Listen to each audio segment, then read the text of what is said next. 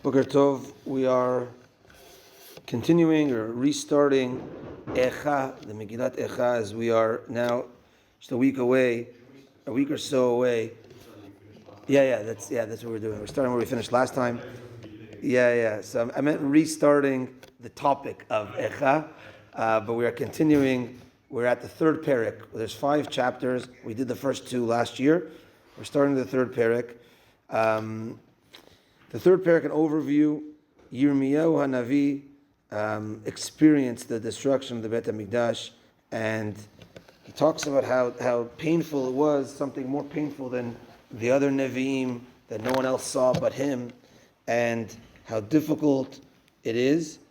But there are Pesukim toward the end of the chapter which talk about that Hashem is still here, even though it's so difficult, and that there will be, Hashem will get rid of our enemies at the end, and there are constant miracles happening. So there are rays of hope in this chapter toward the end, but it starts quite dark.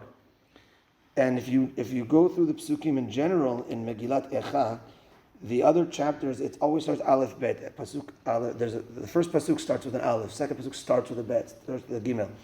In the third Perek, it's 3 Pesukim in a row that start with an Aleph, then 3 Pesukim in a row that start with a Bet, 3 Pesukim in a row that start with a Gimel, etc. To show even more even more of a lamentation, even more pain, as it's like tripled in a way, because it's going to talk about the difficulties of the experience of the destruction. So each time we have a shir, hopefully the idea is to do the 3 Alephs and then actually the 3 Bets, etc. So here he goes, starting off the third Perek.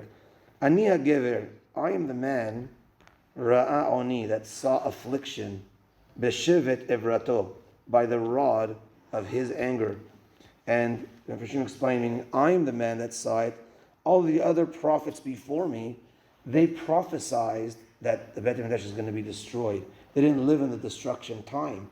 I was the one that actually experienced it. And therefore, I experienced the rod of Hashem's anger much more than the ones that prophesied about it. Oti Nahag, next pasuk. Oti Nahag, he has led me, Vayolach, and taken me, Choshech velo or, darkness without light. We'll explain that. Ach bi Yashuv, but in me, he repeatedly, Yafoch Yado Kol Hayom, he turns his hand the entire day. So on this concept, he turns his hand the entire day. Rashi and most of the Mefarshim also can explain that it's something negative, that he repeatedly turns his hand the entire day like a form of hitting with his hand against me the entire day, something that none of the other Nevi'im had, or turning, like when you're pinching and turning like a sword against me the entire day. Now, one of the Mefarshim that I always go to is the Al-Shich HaKadosh. The Al-Shich HaKadosh explains these Pesukim as follows. He says that the first thing that Yirmiyahu HaNavi here is crying out about is the destruction of the Beit HaMikdash, which came through our enemies. It didn't come through an earthquake, let's say, or a natural disaster. It came through enemies coming and destroying it. So he says it's like a mashal of a king that was upset at his son. And he told his servant, beat up my son, because he's upset at him. And the servant even was bewildered of how bad the son is, until the father had to go in and tie up the son in order for the servant to hit him. So this is the explanation here, that he said that the Nebuchadnezzar and Titus, they had to come and destroy the first and the second Beit HaMikdash, and Hashem did it through his Eved, through this servant. He didn't do it like a natural disaster. And unfortunately, we were in a low state. That this shows the difficulty of that moment. He explains as well with regards to the second pasuk that says that Hashem he takes me with darkness and no light. He guides me darkness and no light. So the Al-Shich HaKadosh explains that when a person is going through tzarot, he's going through difficulties, often there's revach there's a space between tzarot. There's a tzara, there's a difficulty he's going through.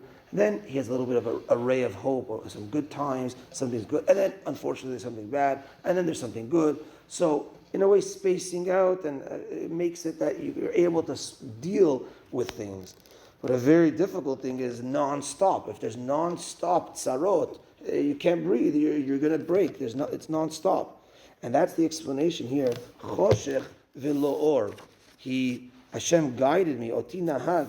He guided me. Vayolach. Choshech v'lo or. There was no light, no even rays of hope. It was so difficult. It was so dark.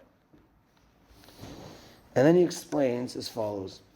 This pasuk that started by saying, Aniya gever ra'a oni. I saw affliction, but oni also means poverty. Beshevet evrato, by the rod of his anger, that's hitting. So he brings from a midrash that says that there's so many different types of tzarot a person could have. People that pass away, health issues, poverty, or getting hit by someone, so many different types of things. He says that, the midrash says that if you put things on a scale, there's actually poverty, aniyut, is on one side, and all the other yisurin are on the other side. So the midrash says. So that's why Eov, that's how difficult poverty is. That's what Eov said, I'd rather, his whole life was afflictions. Give me afflictions more than poverty. So he chose, I'd rather take afflictions over poverty.